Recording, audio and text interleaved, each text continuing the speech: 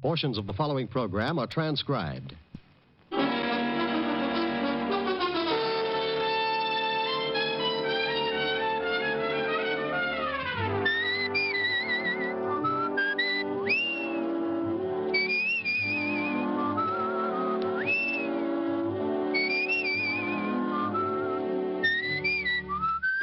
Here's Dick Powell as Richard Diamond, private detective.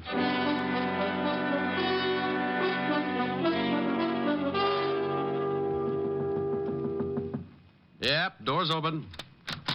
Mr. Diamond, Well, Angelino, come in. I didn't know whether you were busy or not.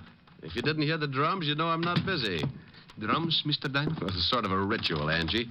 Every time I get a paying client, my landlord offers up his thanks to the goddess of joy. Plays an old bongo and turns on the heat as a kind of sacrifice. I see. Oh, no, you don't. You're too normal. What's the trouble, Angelino? The pig's knuckles in your butcher shop got arthritis?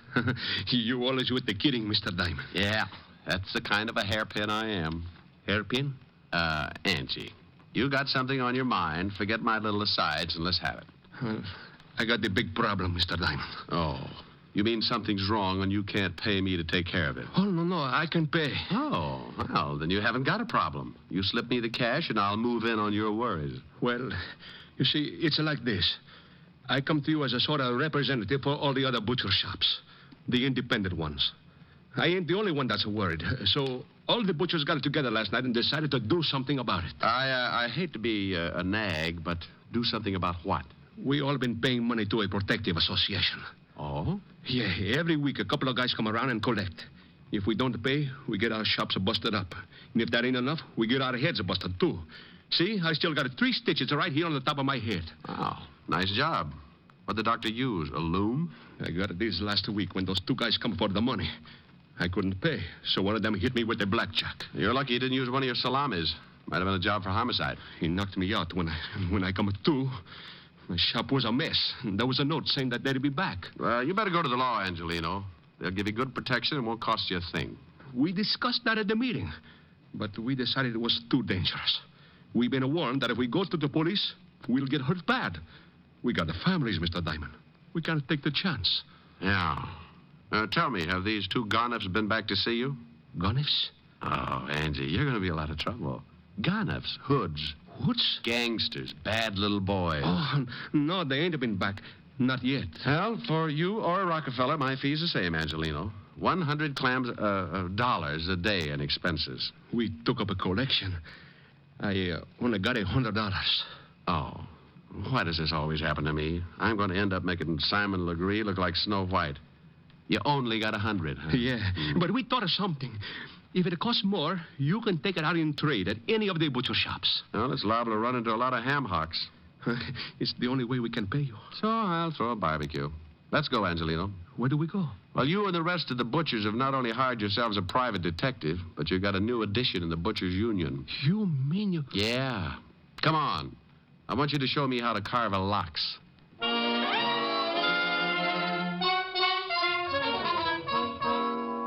Well, that's what happens when your reputation gets around to the butcher shops.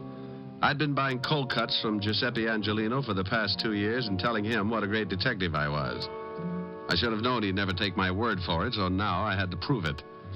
His shop was over on 10th Avenue, so we walked over and went in. He took me around behind the counter and handed me a white apron. I don't get it.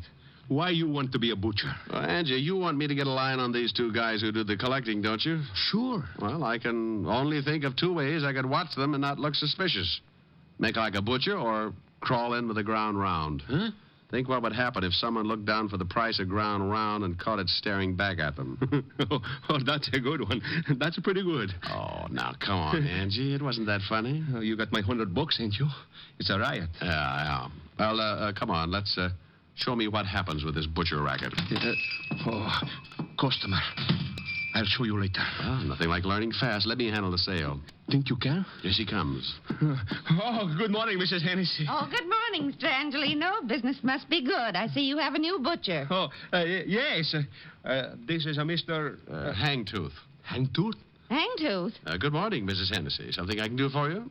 Oh, yes. How much is the lamb shoulder today? Oh, yes. Which one? What? Look, maybe you better let me take... Relax, Angie. I'll make it. Which shoulder would you like, Mrs. Hennessy? Well, is there any difference, young man? Oh, yes. You see, this lamb is really a ram. A ram? Oh, sure. You hurt his shoulder playing against the Eagles 2 weeks ago. We're also selling his shoulder pads at 21 cents a pound. Mr. Angelino. You'll find him hanging in the back with the spare ribs. Now, if you can tell me which shoulder you want, I'll wrap it up and send it off tackled between the liver and the knishes. Well, I never. Well, of course you haven't. That's the trouble with you people. Now, here's a nice little ram that played his heart out. Oh, by the way, the heart is a special today, 11 cents a pound. Angie, Is she gone? like a laundry in a tornado.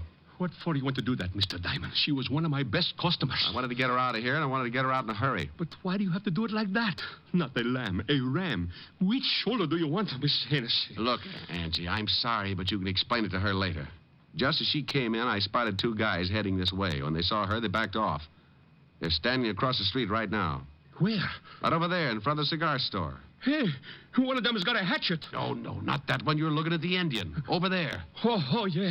Hey, that's them. That's the 2 guys who hit me on the head. They're the ones who come around to do the collecting. Well, they're coming again. You better duck. I'll take care of it. You be careful. They're pretty rough monkeys. Go on, now beat it. They're almost here. Yeah. I'll be in the back. One meatball, I got you under my skin. Well, good morning, gentlemen. What can I do for you? Where's Angelino? Oh, well, he's out buying some old buffalo. I'm the new assistant. Buffalo? Red, shut up. And get your hand out of the pickles. All right, now tell me, new assistant, when'll he be back? Well, that's hard to say. These buffalo are in Wyoming. Oh, yeah. Carl, I think this guy's trying to be funny. You win yourself a lamb chop. How'll you have it, with or without the bloomers? You know something, Red? I think you're right. What's your name, laughing boy? Hangtooth. Hangtooth. Oh, I'm going to have more fun with that. It throws everybody. Well, look, Hangtooth. You know who we are. How many guesses? You won't even need one. We're in a hurry. We're collectors. We put all the scraps out in the back in a can. You can't miss it. I don't like you. Well, I have a friend. Maybe we could double date. Look, let's stop the clowning. If Angelina didn't tell you about us, it's going to be too bad for you. We're here for some money. We get it every week. $25. Yeah. Last week, Angelino didn't have it, so he accidentally hit his head. We figured that all that blood would make him remember it this week. Well, I'm sorry, friend, but Angie didn't say anything about it. Tell me, what does he pay you boys for? Oh, little things. Protection, mostly. You see, if he paid us last week, he wouldn't have hit his head. You know something? I know a big fat cop who would just love to hear all about this protection Angie's paying you for. You do, huh? Yeah, I do, huh? Well, look, seeing as how you're a new boy around here, maybe we ought to tell you first. Why don't you do that? Let's go on the back. I like it here. I listen better. You do, huh? Is that all you guys can say? Now get out from behind that counter. Oh, I want to explain the thing to you. Yeah, go on, Red. Explain it to Mr. Hagtooth. Hangtooth. You'll have to pardon him. He don't hear so well. How's your hearing, Hangtooth? Depends on what I'm listening to. If it's dull, I might end up with an ear trumpet. You might end up with one whether it's dull or not. Now, seeing as how you're working for Angelino, you're going to need protection, too. So let's have the $25. I want to know what I'm buying. Sure. Here. Oh, now, don't you know it isn't nice to go around breaking up showcases, and especially with that nasty old sap? Well, you never know when things are going to get busted, see? Now, don't you think you need protection, Mr. Hangtooth? Tell you what I'll do. I'll pay you for protection if you'll pay me. Pay you? For what? Well, you never know when things are going to get busted. Like your jaw, maybe. Why, you... Hey, Carl, help me. Yeah, sure I'll help. This looks like my head breaking day. Got his legs. All right, hold him. I'll tap him good. Oh, give it to him again. Oh. Oh, he's a rough one, ain't he? Yeah. Kick me in the mouth, will you? Hey, Red. Let me try that, huh? Hangtooth turns such a pretty color when you kick him like that. He's out. Think he gets the idea? Maybe not right now, but when he wakes up, he's going to have a sore head to remind him. Come on, we'll come back for Angelino later. Well, you can't really blame brave little old me for going to sleep at that point. One I could have handled, but in that cramped space behind the counter with both of them coming from different directions, I had to give up sooner or later. And I did for about 20 minutes. When I finally snapped out of it, I looked up and saw 3 heads staring down at me. 2 herring with Angelino in the middle. You all right, Mr. Diamond? Oh, Angie, do you always ask people that right after they've lost their blood? Here, let me help you get up. Oh, swell. Now, look for my eyes, will you? I didn't know what to do. I guess I should have called the police. Oh, why, Angie, you're really beginning to think for a change. Oh, let me sit down. But when I thought about calling the police, I also thought about my family. Those 2 men might have beat up my family just like this. Yeah, I guess you're right. You take the $100, Mr. Diamond, and forget about this. It's too dangerous. When they come back, I'll pay them the money and nobody gets hurt. Look, I can understand why you're scared, Angie. Those 2 headhunters aren't kidding, but you can't let them get away with it. I can, and I will. I ain't taking no more chances. First, they bust up my shop, then they bust... No, thanks. I've had enough. Okay, Angie. Here's the 100. No, that's yours. And then say it's a present. Buy yourself some new glass for the counter. What are you going to do? Well, now I got no obligation, Angelino. Just a sore face and a nasty disposition. I won't get back to normal until I find those 2 guys and tie their necks in a bow.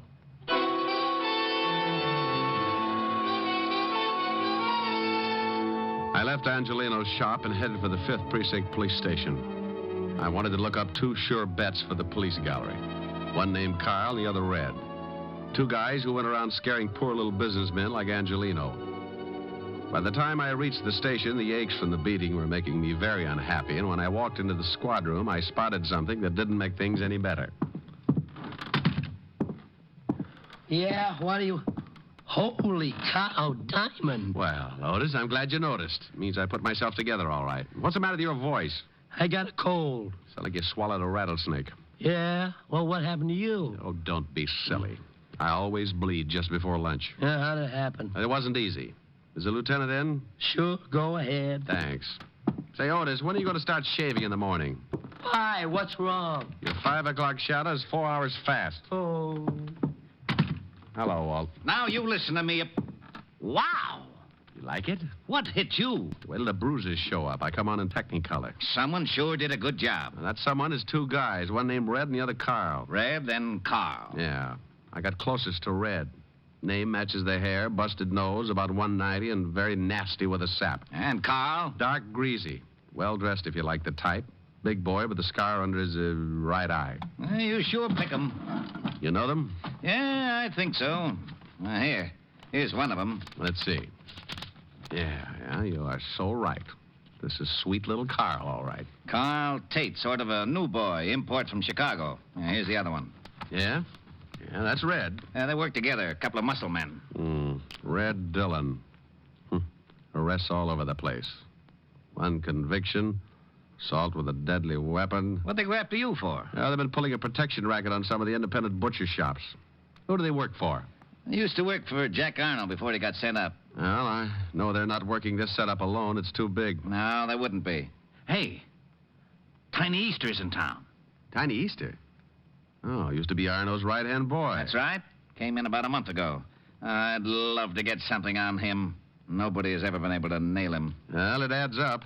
He used to work for Arno, so did Carl Tate and Red Dillon. Now, if we can't pick him up just because 2 of his boys worked you over, I just say they weren't his boys. I don't want him picked up. I want Carl and Red. If Easter goes along with the deal, you can have him. And what are you going to do? Get cleaned up and pay Mr. Tiny Easter a visit.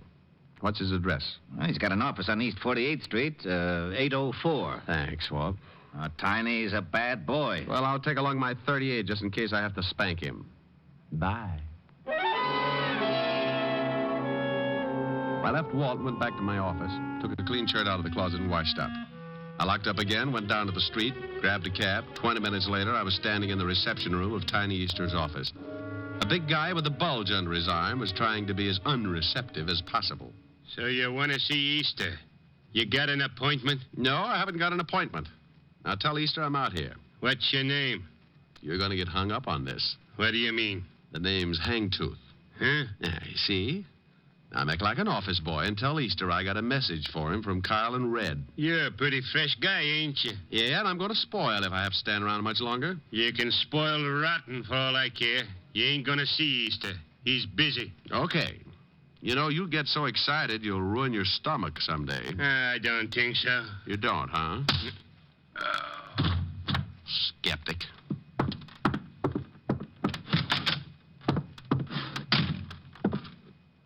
What do you want? I'm collecting scalps. Well, good for you. How'd you get by Lefty? He's tied up with a stomach ache. Swallowed a fist. All right, so you got muscles. Also, you got a pushed-in face. Lefty do that? Carl Tate and his blood brother Red. Oh? What'd you come to me for? They're working for you, aren't they?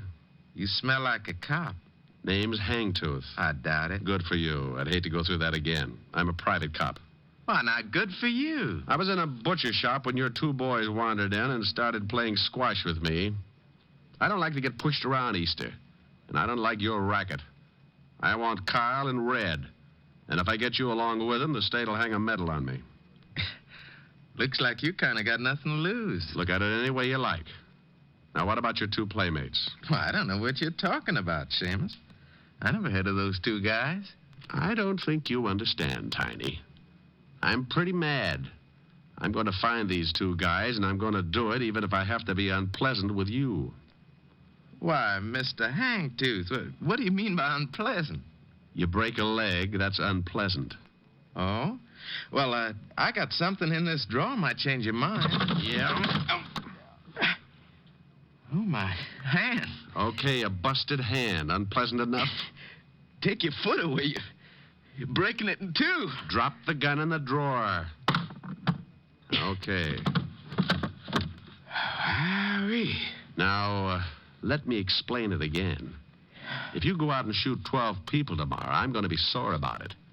But when you start intimidating a bunch of hard-working little guys and their families, I go off like a skyrocket. Then when a couple of your cheap gunsels push me around, I explode. Look, friend, I tell you, I don't know these guys. Look, Easter, please believe me. I don't know. You worked with him in Chicago. I'm telling you the truth, Easter. I'll work you over like an eggplant in a subway. Look, whatever your name is, I got boys. They'll take care of you. Who's going to tell him to do it? I am. With your mouth swollen shut? Now, where do I find Carl and Red? Golly, you knocked one of my teeth loose. Then I got 31 to go. I guess you really don't understand. Yeah. Yeah, friend, I understand. Now, where are they? You still need some encouragement? No, that's all right. They're in a warehouse by the 14th Street docks. What warehouse? Rogers and Sons, big sign on the top. Mind if I use your phone? Yeah, go ahead, by all means. Don't you know it's not polite to listen, Easter? Well, what do you want me to do? Go to sleep.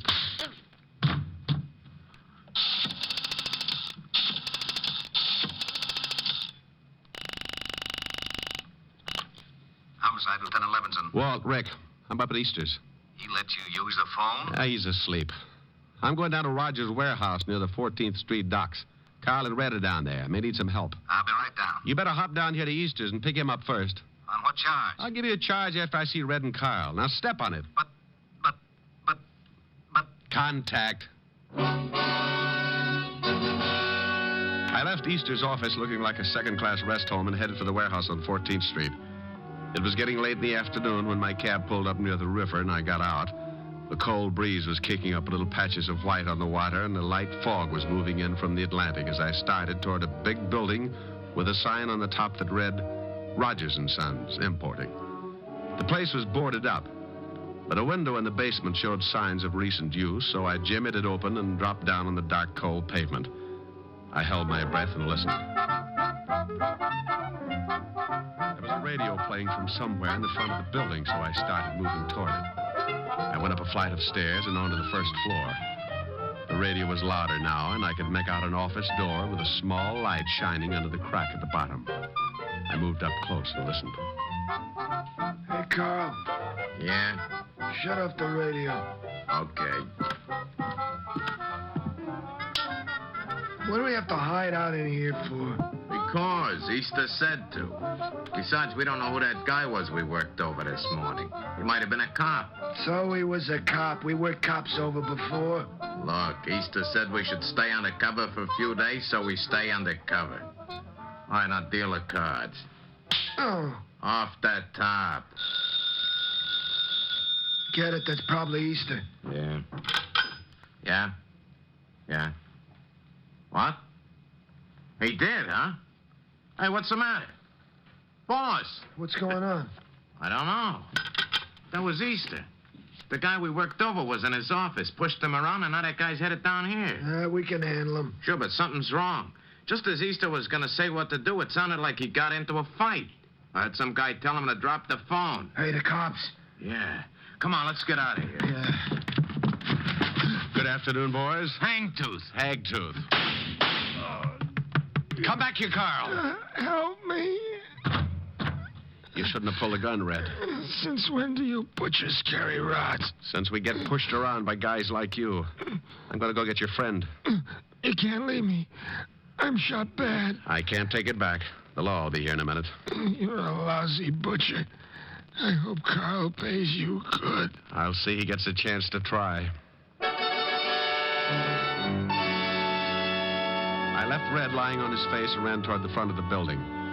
The only way out was that window in the back, and Carl was sure to be hiding somewhere in the dark, hoping to get around me and head for the basement. There were a dozen places to hide in that warehouse, but I had one advantage. He couldn't see me any better than I could see him. I backed up against the wall. Come on, Carl. Red's hurt pretty bad, and the law's on the way. You got to get me to get out of here. He was behind a pile of packing cases and had a big gun just to make things tougher. I eased along the wall, trying to get behind him when I suddenly bumped into something. I turned around and felt to see what it was. A ladder, straight up to the steel beams overhead. I put my gun under my arm and started up the rungs. It was tough climbing like that, trying not to make a sound and knowing all the time if he spotted me, I was an easy target. About halfway up, I stopped, held on with one hand, took off my shoe with the other. The idea was to drop the shoe, draw his fire, and nail him before he found out where I was. I dropped the shoe.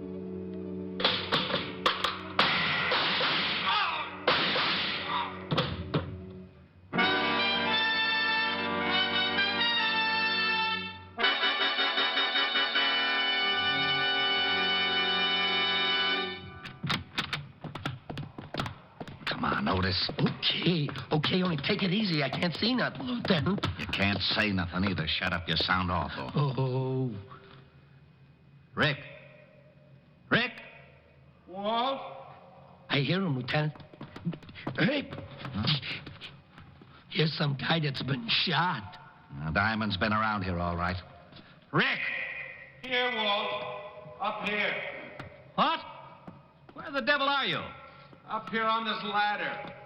There he is, Lieutenant. See where my flash is.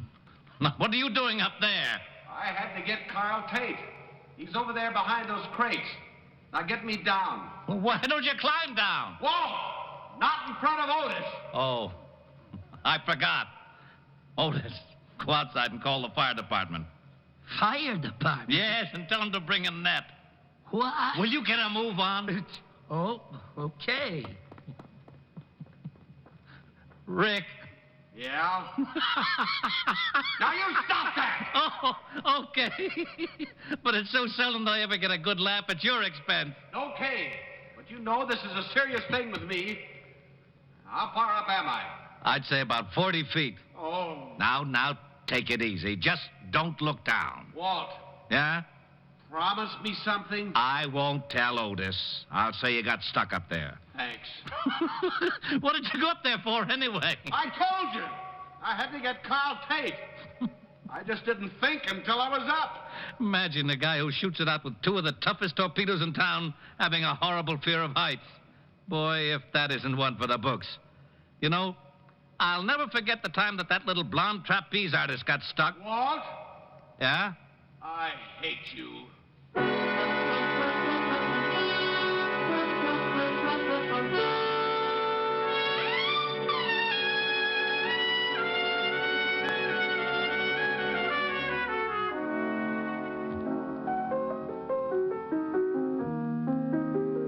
Rick, how's your face? Fine. How's yours? Now you stop that. Oh, nice and soft. Rick, What's the matter? I'm just nuzzling a little. you're just nuzzling a lot. You want to nuzzle, you got to sing. Oh, no. No nuzzling. Oh, yeah. No sing, no nuzzle. Fiend. Piker, Just a real nuzzle. I think you're after my earrings. No. If I sing, Yes. I was ready. I was listening.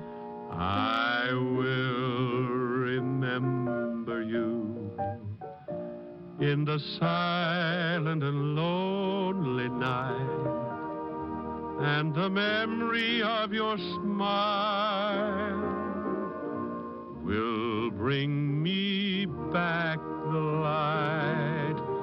I will remember you when the leaves lie upon the ground, with the memory of a kiss in summer found. When the winds of winter come crying through the darkness, your lovely voice will come to me. Even though in spirit across the miles that part us, crying I love you, I will remember you till the spring of another year, till I hold you close again. I will remember you. Okay? Come here. Oh, wait a minute. Oh, now what? I just remembered. I got a surprise for you. Yeah? Got a new television set. Now you can watch the fights. Well, great. Where is it? In the den. But first you've got to do one thing for me. What's that? Well, the reception isn't very good yet. I called the repairman, but he said to check the aerial. He can't come over until tomorrow. I'll fix it. Where is it? On the roof. The roof? But be careful. You've got to climb a ladder to get to it. What's the matter? Look, Helen, wouldn't you rather... Fix the aerial first. First? First. Oh. Whom are you calling? Hello, operator. Give me the fire department.